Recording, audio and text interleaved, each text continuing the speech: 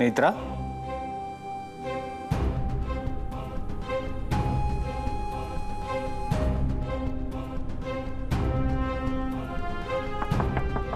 नेत्रा,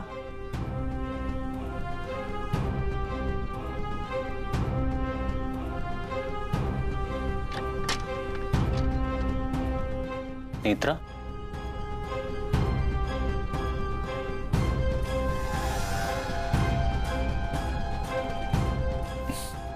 नेत्रा,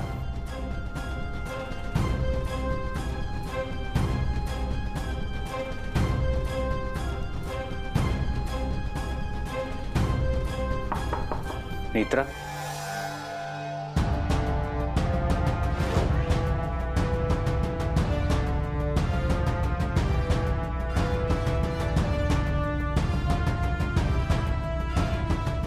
नेत्रा,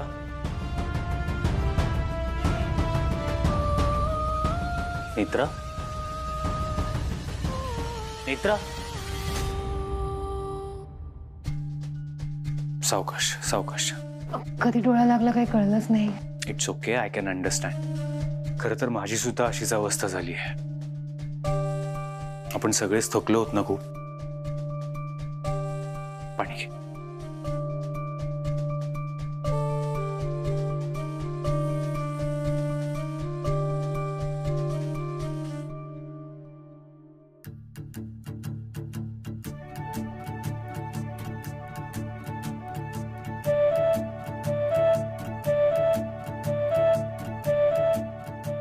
तू ठीक आहेस ना? आता काही त्रास होत नाहीये ना तुला?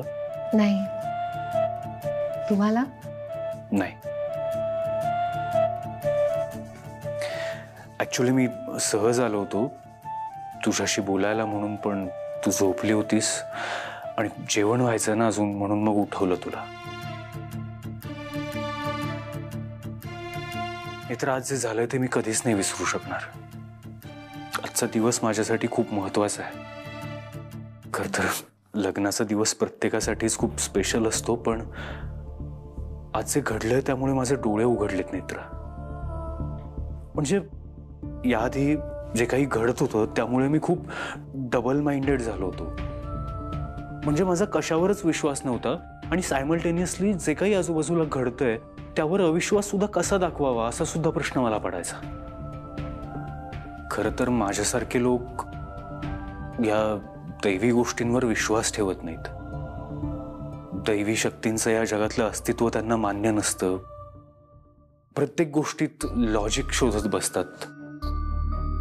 नेत्रा, जे काही घडलंय ते इतकी वर्ष तू जगत आलीयस आणि ते खरंच सगळं लॉजिकच्या पलीकडचं आहे नेत्रा. नेत्रा, खरं सांगतो, आज जे काही घडलंय ते सगळं माझ्या डोळ्यासमोरून जातच नाहीये. ते केळीचे खांब पडणं, भर दुपारी रात्रीसारखा काळाकुट्ट अंधार होणं, कावळ्यांचे आवाज, हे साहेब, आता जे घडलं ते घडलं. तुम्ही नका त्यात अडकून राहू. हे सगळं विसरायचा प्रयत्न करा. नेत्रा, हे सगळं विसरणं माझ्यासाठी सोपं नाहीये. अजिबात सोपं नाहीये. पण मला एक गोष्ट कळत नाहीये. हे जे काही घडलंय ते सगळं आपलं लग्न होऊ नये म्हणून घडत होतं. आणि आपलं लग्न आपण त्रिनयना देवीच्या मंदिरात केलं, जिचं तुला वरदान आहे. पण मग तरी हे सगळं असं का घडतंय? तुझं आणि अद्वैतचं लग्न होणं हीच नियती आणि त्याच नियतीनं ठरवलंय लग्नानंतर तुझा मृत्यू होणार आहे.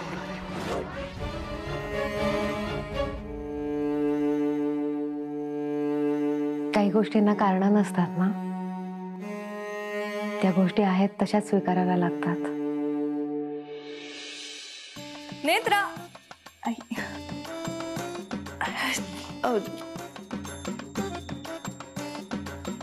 सॉरी. ए फाल्गुनी, क्या डिस्टर्ब केलंय ना? ए नौटंकी, क्या है? नंतर येऊ का मी? फाल्गुनी, हम लोग जस्ट बात कर रहे थे. जेवायचं की नाही आता? भाईजी मी नेत्राला चेंज करून घेऊन येते, तुम्ही प्लीज. Okay bye. बाय. आणि हा नेक्स्ट टाइम नॉक करून येते. हा बोल ना मता.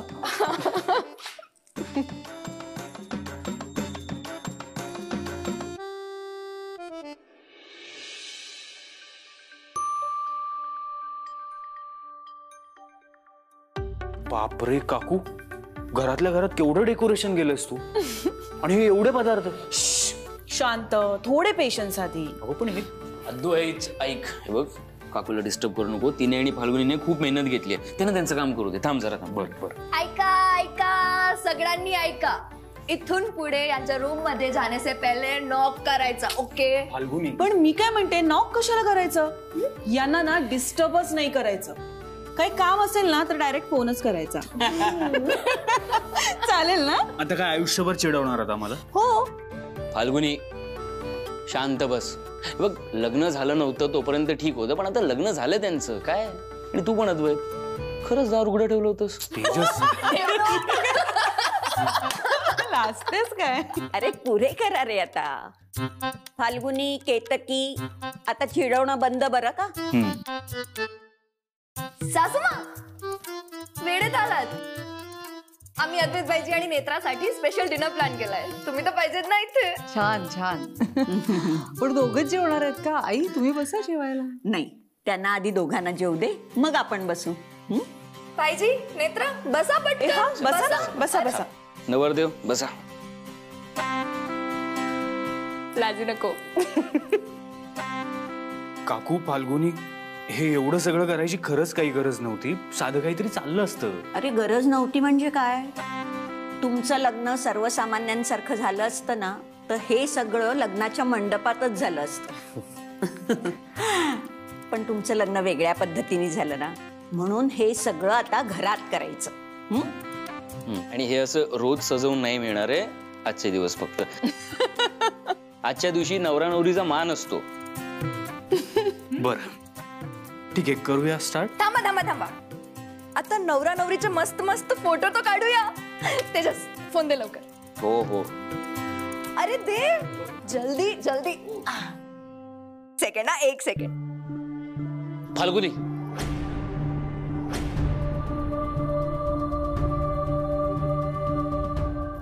काय झालं? फोटोची अजिबात गरज नाहीये.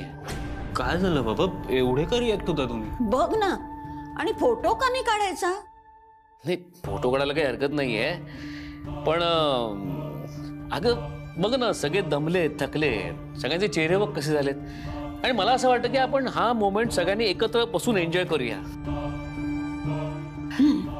फाल्गुनी, तो मोबाईल ठेवून द्या आधी. फोटोची अजिबात गरज नाहीये.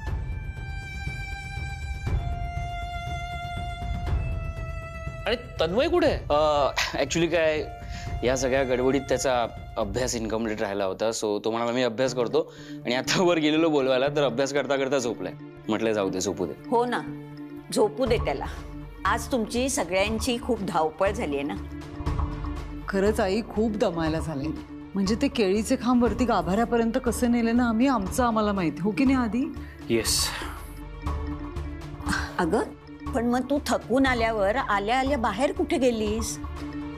एवढं काय अर्जंट काम होतं?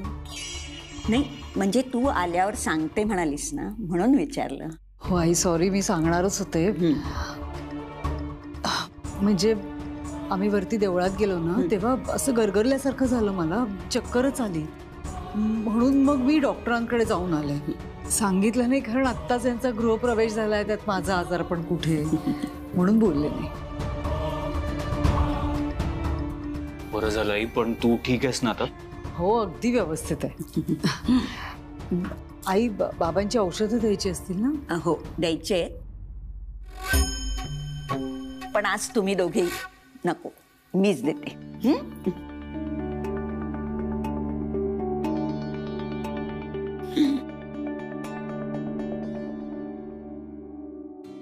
चला आता आजी गेली, आपण चिडवायला मोकळे.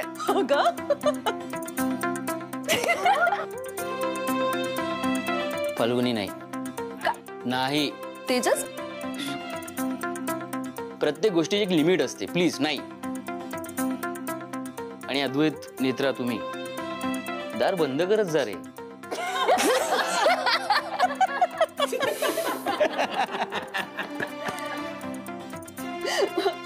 अरे इंद्राणी मॅडम,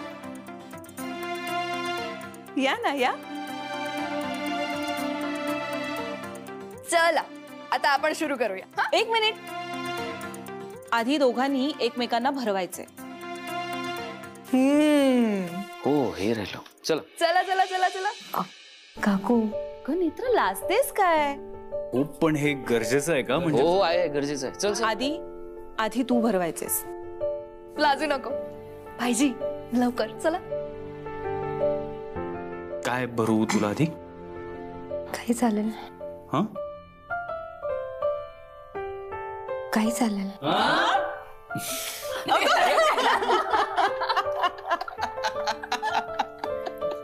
किती लाजते ग बाई. अरे हा म्हणजे मी जस्ट विचारलं. अरे अद्वैत, काय लग्नाच्या पहिल्याच दिवशी तू बायकोकडनं परमिशन घेतोयस? अरे भरव तू, तुला जे हवं ते भरव. चल.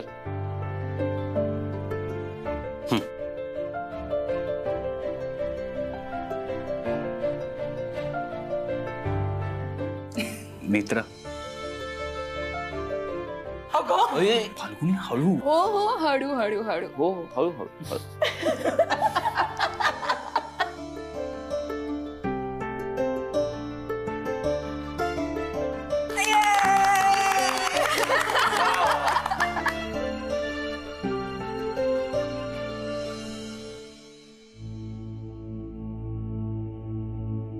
तुला आनंद भगवत नाहीये ना? तू एक काम कर, तुझ्या घरातच मुलकरण म्हणून काम सुरू कर. पण लवकरच तू रस्त्यावरती येणार आहेस. तुझा खेळ संपलाय. तू इथला लवकरच तुझ्याबद्दल सगळं कळेल.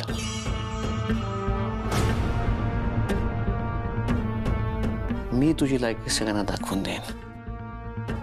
हे तुला आठवतंय? मागे तू पट्टाने स्वतःला मारून घेतलं होतंस, तर मी तुला शब्द देतो, मी तेव्हा मारलं नव्हतं, पण आता खरंच मी तुला फोडून काढेन.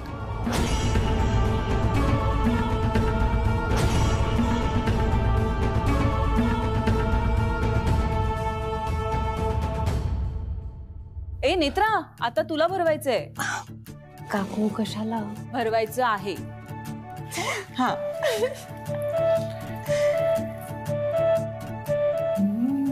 वा. कुठे कुठे?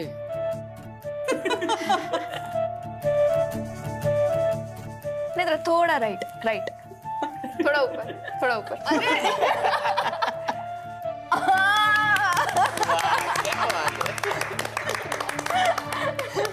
फायनली. आता लाजणारात का जेवणार सुद्धा. चला सुरुवात करा.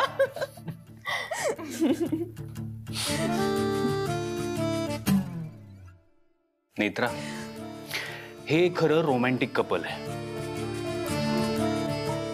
यांना नेहमी एकमेकांच्या कानात काहीतरी सिक्रेट सांगायचं असतं. अरे रुपालीला आमच्या लग्नाची आठवण आली, त्याबद्दलच बोलतोय आम्ही. बर, तुम्ही भरवा घास. चला आपण आणखी एक घास भरवते. चला.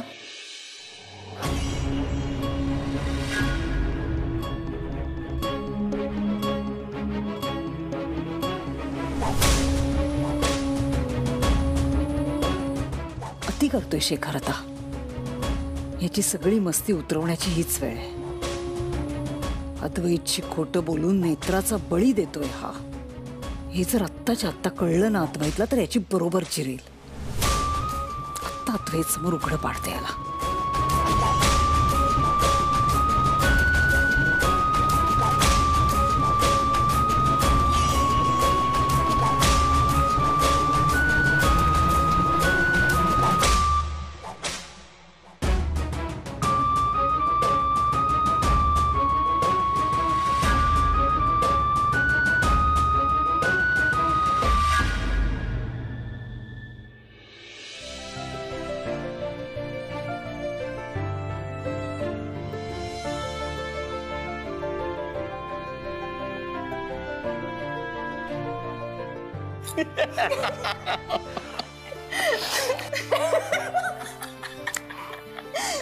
हा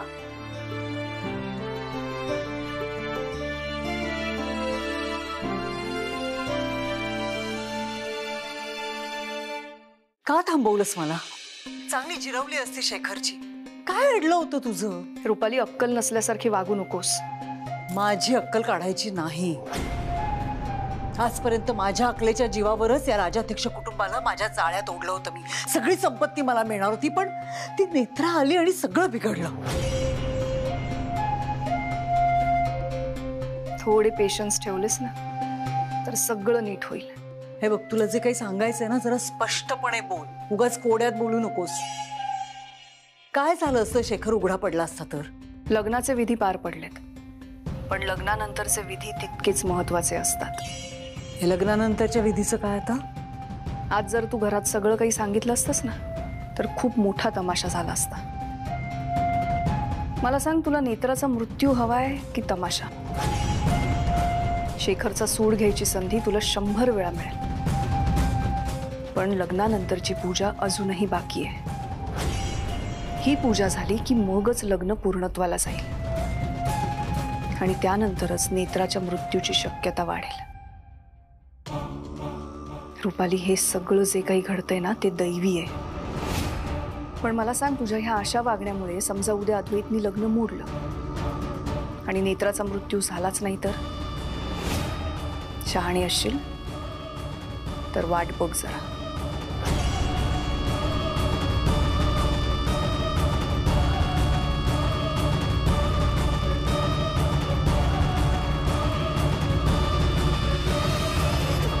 हा विवाह झाला तर तुझा पुत्र मृत्यूच्या छायेतून कायमचा मृत्यू आणि त्याची अर्धांगिनी झाली म्हणून त्याचावरचा मृत्यू ती नेत्रा स्वतःवर ओढावून घेईल. पण यावेळी न्याय करण्याची जबाबदारी नियतीने तुझ्यावर सोपवली.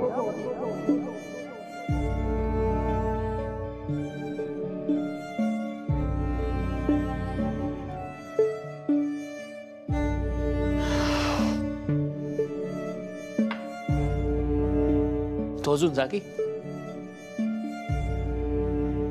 साहेब, तुम्ही नीट जेवला नाहीत. काय झालंय? हे सगळं होत असताना माझ्या कशाखाली सुखानं अन्न उतरेल? पण आता झालं ना सगळं आपल्या मनासारखं. माझं आणि अद्वैत साहेबांचं लग्न झालं. बुवांनी माझा मृत्यू टाळण्यासाठी ज्या अटी सांगितल्या होत्या, नियम सांगितले होते, ते सगळे पूर्ण झाले. मग आता कसली काळजी करताय तुम्ही? खरंय, आपण सगळ्या अटी पूर्ण करून हे लग्न पार पाडलं. आणि बुवा म्हणाले होते की धुळीच्या कण्या एवढी शक्यता आहे, पण धुळीच्या कण्या एवढी, त्यामुळे भीती ही काळजी कायमच असणार आहे ना ग.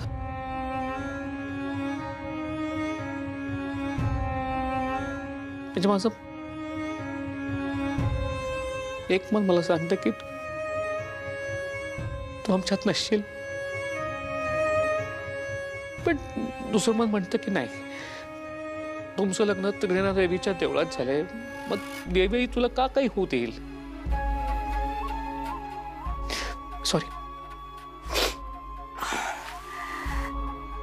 साहेब, तुम्ही नका ना स्वतःला त्रास करून घेऊ. मला सांगा, आपण नियती बदलू शकणार आहोत का? नाही ना. माझ्या नशिबात जे लिहिलंय ते होणारच आहे. त्यामुळे ह्या सगळ्यात तुम्ही स्वतःला दोष नका देऊ, कारण तुमची काहीच चूक नाहीये. हा असा त्रास नाही हा करून घ्यायचा. बुवा म्हणाले तशी जर धुळीच्या कणा एवढी शक्यता असेल तर खरंच काहीच होणार नाही मला. आणि जर का काही झालंच तर त्यात तुमची काहीच चूक नसेल. त्यामुळे अजिबात स्वतःला त्रास नाही करून घ्यायचा, कारण मी गेल्यानंतर तुम्हाला सगळ्यांना सावरायचं आहे ना. अद्वैत साहेब, आई, आबा, सगळ्यांची काळजी तुम्हालाच घ्यावी लागणार आहे. तुम्हाला माहिती आहे ना, सगळेच एकटे पडतील. हो, पुरे पुरे पुरे पुरे नेत्रा, माणसाने इतकंही चांगलं असून की त्याचा त्रास समोरच्याला होईल. मग नका ना त्रास करून घेऊ स्वतःला. आपण सत्य जेवढ्या लवकर स्वीकारू तेवढंच चांगलं आहे. त्यातच सगळ्यांचं भलं आहे. आणि मला ना जाताना सगळ्यांचे हसरे चेहरे बघायचे. सगळ्यांना हसत मुखाने निरोप द्यायचा आहे. कोणाच ठाऊक पुन्हा कधी भेट होईल.